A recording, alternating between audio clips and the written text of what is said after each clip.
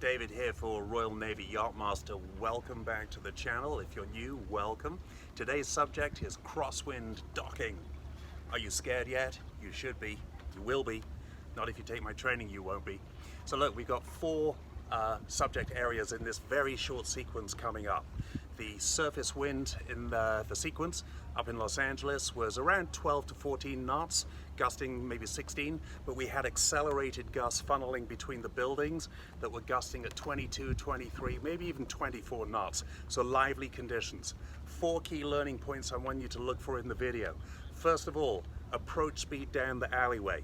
You need to keep your speed up a little bit. 2.6, 2.8 knots gives you so much dynamic control, directional stability that you need.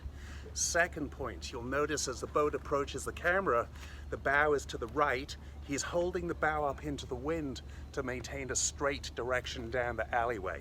If he drove straight, the wind would just take him sideways down into the boats to leeward where he doesn't want to be. So keep your speed up. Third of all, you'll see as he makes the 90-degree turn into his dock, he's using some power.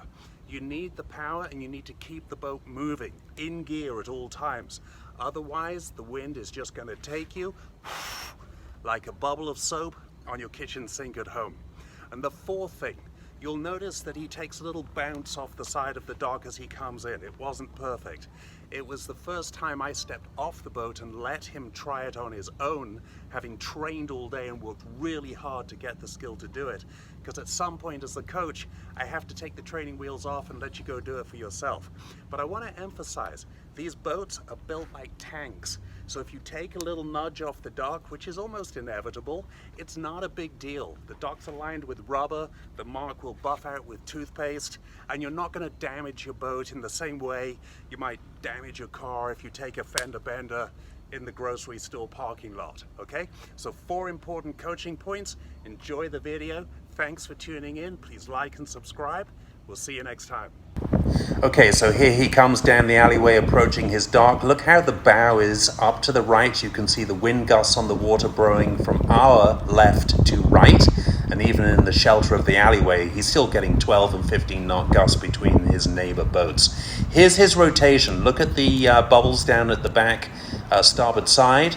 He's using some nice reverse power on that starboard engine to really pull the bow round in a dynamic manner to get lined up. Notice how close he is to his dock. That's intentional as well. Being nice and close means your bow basically rotates straight into the gap, so there's less chance of you being blown off course. Here's the nudge off the corner on the port side.